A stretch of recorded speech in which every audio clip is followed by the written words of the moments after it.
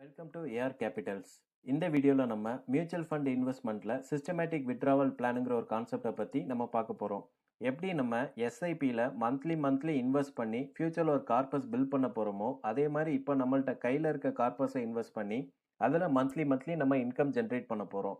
அப்போ அதில் எவ்வளோ % நம்ம வித்ட்ராவல் பண்ணலாம் இயர்லி அப்படின்னு பார்த்தீங்கன்னா 9.6%. அப்போ மந்த்லி 0.8% கிட்ட வித்ட்ராவல் பண்ணுவோம். இப்போ இந்த பிளான் யாருக்கெல்லாம் செட் ஆகும்னு பார்த்தீங்கன்னா, ரிட்டயர்மெண்ட் ஆகி ஒரு பென்ஷன் ஃபண்ட் லம்சமாக வச்சிருக்கிறவங்க, ஆர் மந்த்லி எக்ஸ்பென்ஸ்க்கு சில்ட்ரன்ஸ் எக்ஸ்பென்ஸுக்கு ஒரு லம்சம் அமௌண்ட் இன்வெஸ்ட் பண்ண ரெடியாக இருக்கிறவங்க, இல்லைன்னா பிஸ்னஸ் பீப்புள்ஸ், இவங்க எல்லாருமே இந்த சிஸ்டமேட்டிக் வித்ட்ராவல் பிளானில் பார்ட்டிசிபேட் பண்ணலாம். இந்த கான்செப்ட் எப்படி ஒர்க் ஆயிருக்குங்கிறத இப்போ பார்க்கலாம்.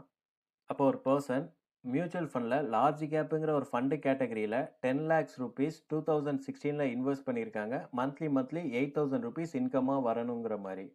அப்போ இவங்க இப்போ உள்ள டேட்டுக்கு 28/11/2025 வரை பார்த்தீங்கன்னா 108 மாதம் இவங்களுக்கு மந்த்லி 8,000 rupees வந்திருக்கும். அப்போ அதை டோட்டலாக கால்குலேட் பண்ணால் 8,64,000 வந்திருக்கும். ஆனால் ஃபண்டில் இன்வெஸ்ட் பண்ண கேபிட்டல் வேல்யூ பார்த்தீங்கன்னா 16 lakhs இருக்குது. அப்போ இவங்களுக்கு ஓவராலாக கால்குலேட் பண்ணுறப்ப மந்த்லி வந்த இன்கம் ப்ளஸ் கேபிட்டலும் க்ரோ ஆகிருக்குது. சேர்த்து 24,72,000 அக்கௌண்ட்டில் இருக்குது. அப்போ இதே ஒரு விஷயத்த நம்ம எஃப்டியில் பண்ணியிருந்தோம்னா இங்கே 10 lakhs தான் இருந்திருக்கும். இந்த மந்த்லி இன்கம் வந்திருக்கும்.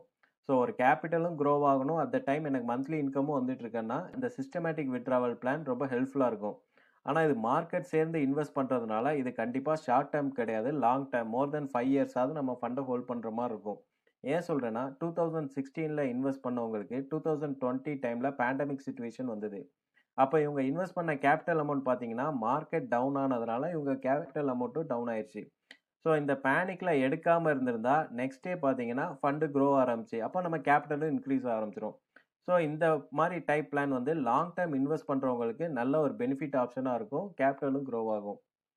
இந்த மாதிரி ஃபினான்ஷியல் இன்ஃபர்மேஷனை தெரிஞ்சுக்க ஏஆர் கேபிட்டல்ஸ் பேஜை லைக் பண்ணுங்கள் அண்ட் சப்ஸ்கிரைப் பண்ணுங்கள். தேங்க்யூ.